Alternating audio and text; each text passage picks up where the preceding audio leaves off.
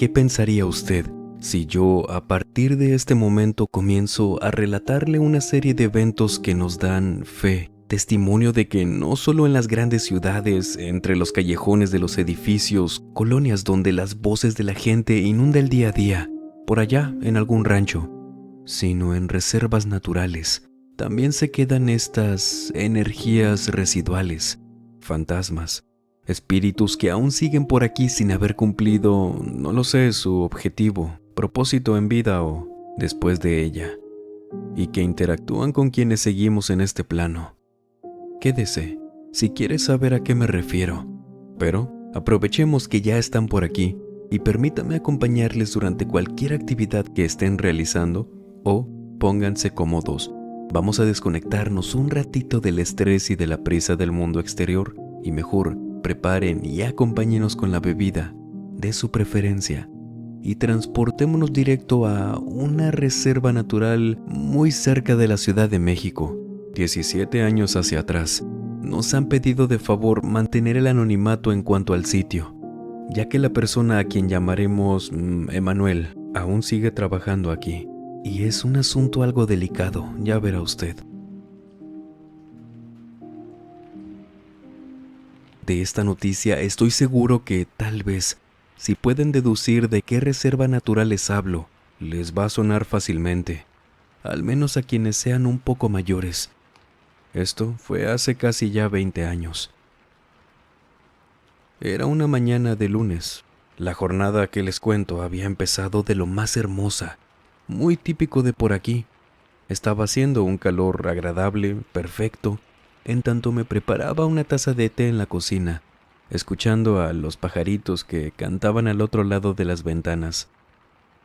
En un momento lancé un suspiro aliviado. El fin de semana por el que acabábamos de pasar fue muy agotador. Mucha gente y pendientes aquí en el trabajo. A duras penas logré pasarlo, pero me enorgullecía saber que una vez más, junto a mis compañeros, habíamos hecho un buen trabajo. Por lo general, los primeros días de las semanas no eran tan movidos. De ahí venía mi suspiro también. Días en los que las personas no concurrían mucho aquí al bosque, así que se podría decir que me esperaba una jornada tranquila y en paz. Rogelio, mi compañero de turno, se encontraba revisando el perímetro para cerciorarse de que todo estuviera en orden, para de esta manera ahora sí poder proclamar el inicio de un nuevo día de trabajo, sin inconvenientes. Pero de repente nos cayó una visita, muy temprano para ser lunes, y esto nos fue cambiando por completo el rumbo de ese día. Mientras movía en círculos una cuchara dentro de mi taza, escuché cuando alguien ingresó. Sin interrumpir lo que estaba haciendo, salí de la cocina para darle los buenos días a quien acababa de entrar a la oficina. Era una muchacha, de altura, no sé, 1,60 m quizás, y cabello largo ondulado. Estaba parada bajo el marco de la puerta con la mirada baja, inmóvil, extraña. Luego de saludarla, ella giró su rostro para verme. Siendo así, como pude ver el estado en el que en realidad se encontraba. Su rostro estaba pálido, así como si fuera una hoja de papel, inexpresivo, con rastros de que, pues, había sido golpeada y que había estado llorando, ya que sus pómulos aún tenían las líneas húmedas de las lágrimas. Me preocupé de inmediato y acelerando mis pasos hacia ella le pregunté qué le ocurría, si estaba bien. Después de que le pregunté esto, la mujer abrió sus labios pintados color rojo, un poco corrido el labial, para decirme: quiero informar sobre un delito. Un hombre le acaba de quitar la vida a su novia. Su cuerpo está debajo de un barranco. Luego de escuchar a la mujer decir esto, dejé la taza sobre el escritorio y me apuré en ayudarla. Me acuerdo de lo fría que estaba y del temblor que tenía su cuerpo cuando apoyé mis manos sobre sus hombros, para pedirle que por favor tomara asiento en la silla mientras la ayudaba a caminar, pues hasta sus piernas parecían no tener fuerzas. Tenía dificultad para caminar. Le pedí de favor que me brindara más información sobre lo que acababa de decir, pero ella repitió exactamente las mismas palabras. No cambió ninguna. Corrí hacia la puerta para ver si Rogelio estaba a la vista, pero él aún no regresaba, así que con la desesperación a todo lo que daba porque no sabía qué hacer primero, le pedí a la muchacha que no se preocupara, que por favor aguardara un momento en tanto yo llamaba a una ambulancia y a la policía. El teléfono estaba en otro cuarto, así que la dejé ahí sola por unos momentos. Marqué el número y apenas me atendieron les expliqué lo que estaba pasando, rogándoles que por favor vinieran pronto. Mientras por la llamada me pedían los datos del lugar, asomé mi cabeza para ver a la mujer. Ella seguía sentada en la silla, con la misma postura inmóvil y sin expresión. Una vez que terminé la llamada regresé con la muchacha, pero me sentí aún más desesperado, preocupado al ver que ya no estaba.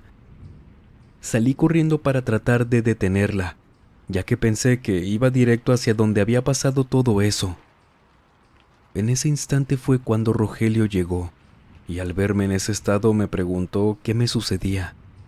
Le expliqué todo y mientras me ayudaba a buscarla tanto afuera de las oficinas como a los alrededores, yo sentía que iba a enloquecer. No la podíamos encontrar. Pero lo más inexplicable fue que Rogelio me juró no haber visto a nadie salir de la oficina cuando él iba llegando. La única forma de que haya desaparecido así era que se fuera corriendo. Pero también eso era muy difícil, ya que le conté sobre el muy mal estado en el que estaba. Muy apenas podía caminar, que iba a andar corriendo. No nos quedó de otra, más que permanecer ahí.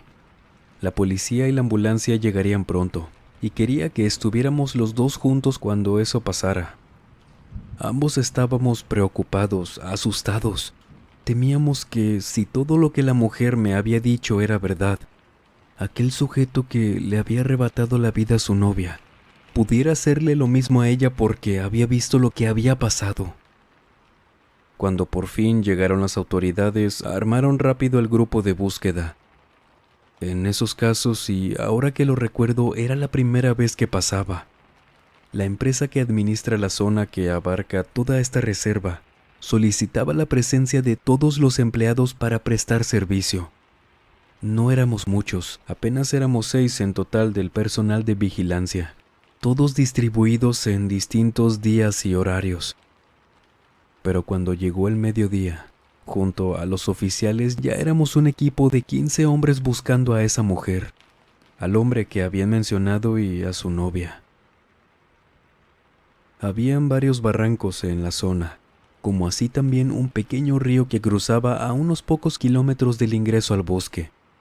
Precisamente esa parte era el lugar preferido para los que iban a pescar, pero desafortunadamente ese día aún no nos encontrábamos con ninguno como para preguntarles si habían visto algo.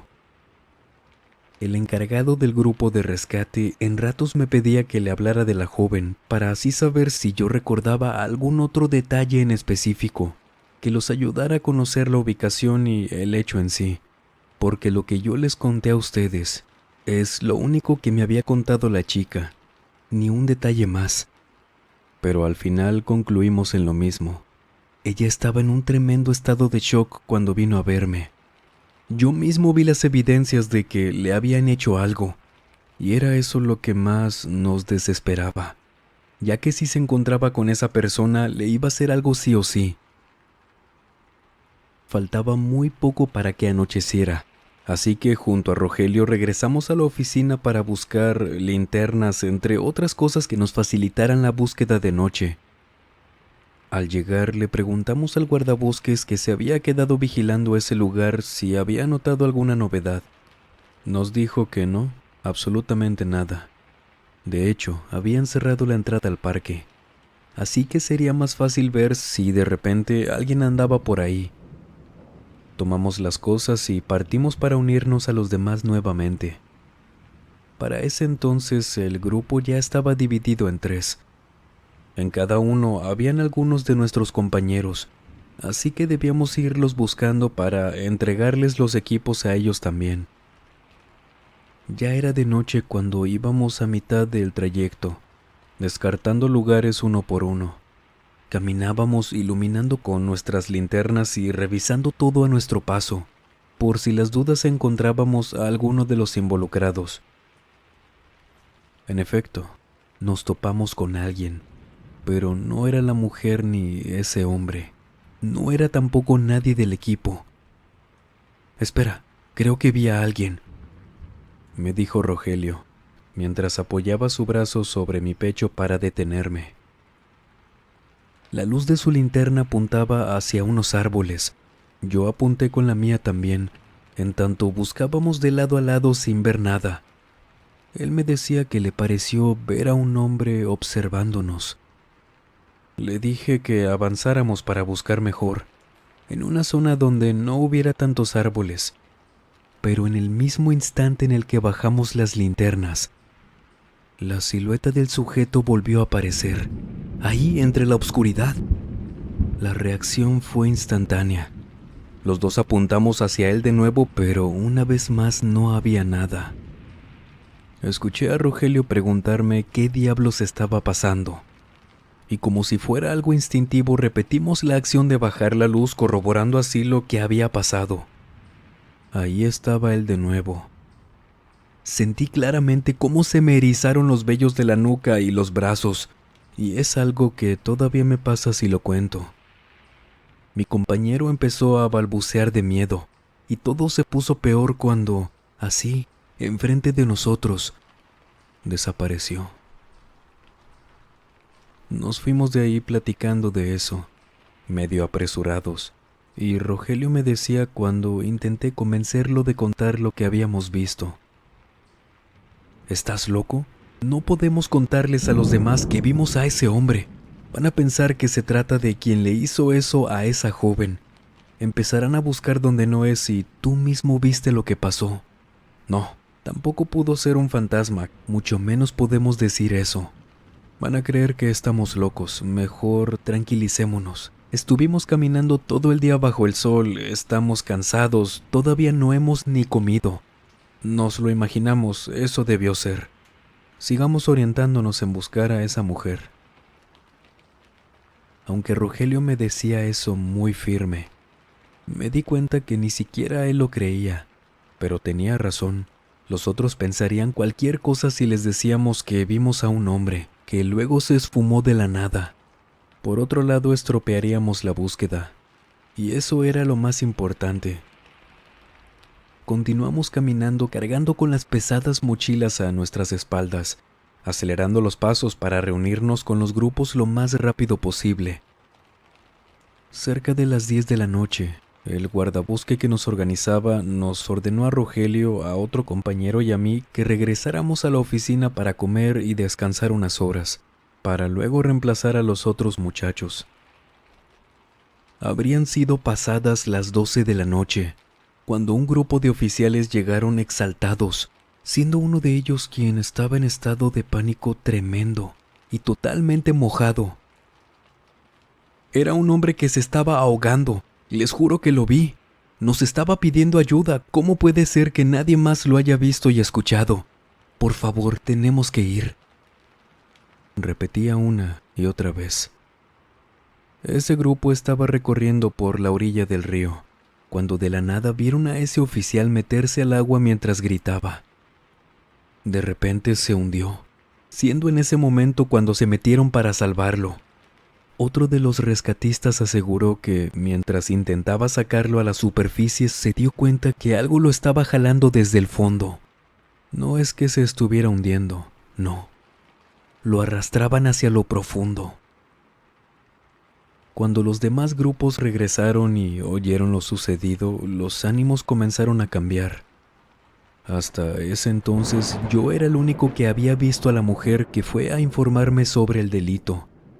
Y en más de una cara comencé a notar como si no nos creyeran. Por suerte contaba con la fidelidad de mis compañeros, con quienes apenas terminaron de descansar para recuperar fuerzas, partimos rumbo al bosque para seguir buscando.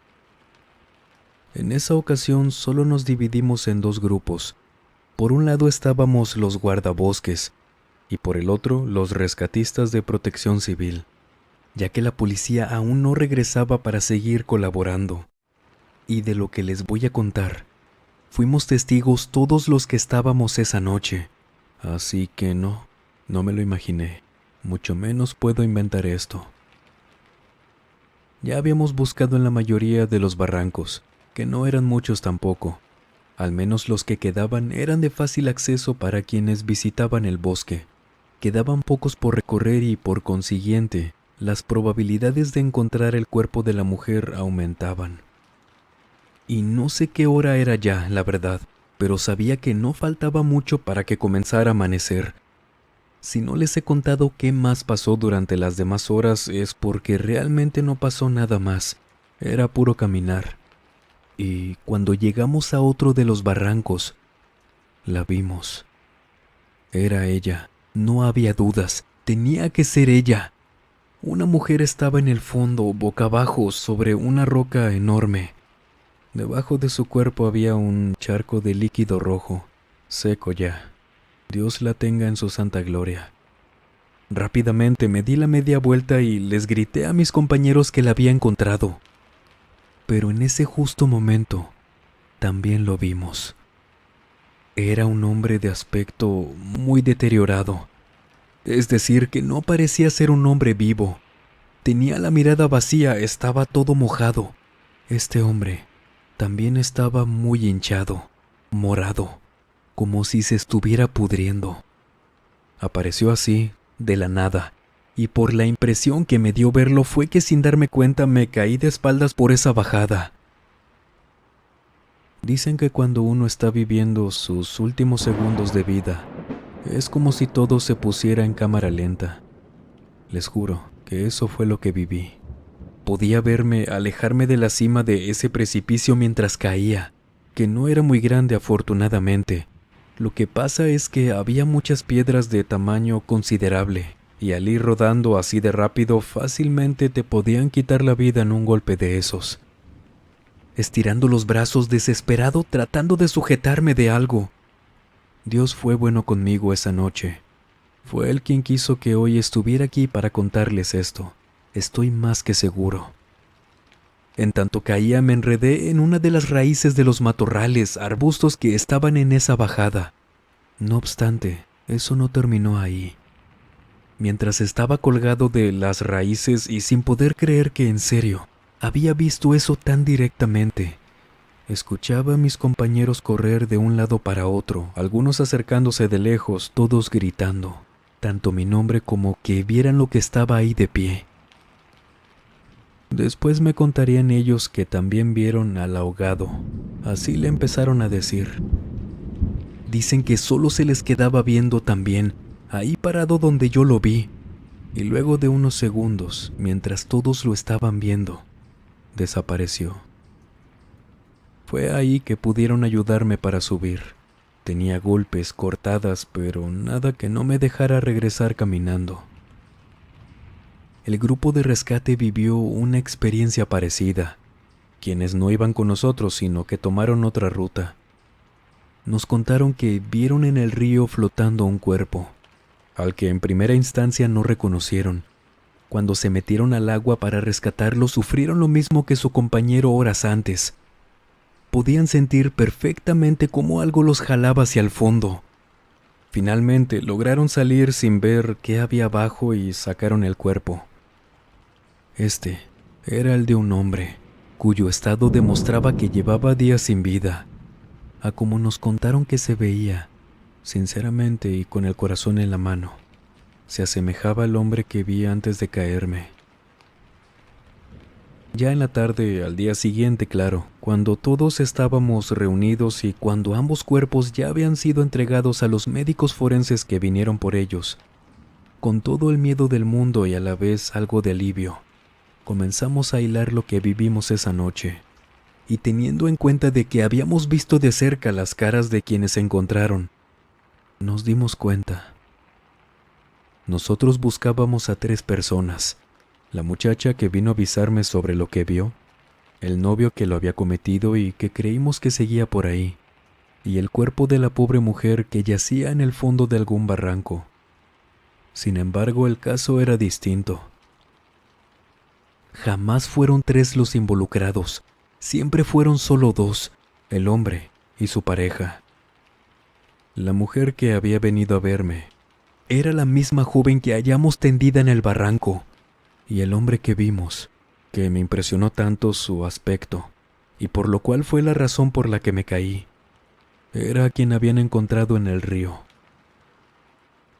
Todo apunta a que él, de alguna manera, no sabemos si discutieron algún arranque de ira o qué, pero él había arrojado desde el barranco, para posteriormente quitarse la vida también arrojándose a ese río. Tal vez por eso su alma condenada siguió apareciéndose.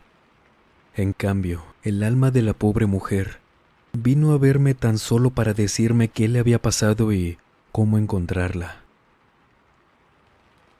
Después de todo eso, las cosas se calmaron. Se hicieron todas las investigaciones correspondientes, se contactó a la familia con quien supimos era de otra delegación, una cerca al centro de la Ciudad de México. Y entre todo lo que supimos de ellos, fue que ella deseaba conocer ese sitio. Lamentablemente lo hizo con la persona incorrecta. Cumplió su sueño, sí, pero tristemente fue el último. Damas y caballeros, por favor, no olviden pasarse por el especial de más de 2 horas de relatos, por haber llegado entre todos a más de 100,000 suscriptores. También así, nuestra transmisión continua que duró casi 7 horas, llena de relatos tan interesantes narrados por ustedes mismos, la querida audiencia. Con este relato tan aterrador por un lado, muy triste por otro, que fue una experiencia real para quienes nos preguntan, redactado en esta ocasión por Lazarus Cripta, quien publica relatos muy interesantes en su página, la cual estaremos dejando en el primer comentario. Y si ustedes han vivido alguna experiencia paranormal, por favor, escríbanos a través de la página de Facebook, nuestra cuenta de Instagram o nuestro correo electrónico que dejamos como siempre en la descripción y en el comentario fijado. Y sin más por agregar, les mando un muy fuerte abrazo. Nos vemos en el próximo video. Buenas noches.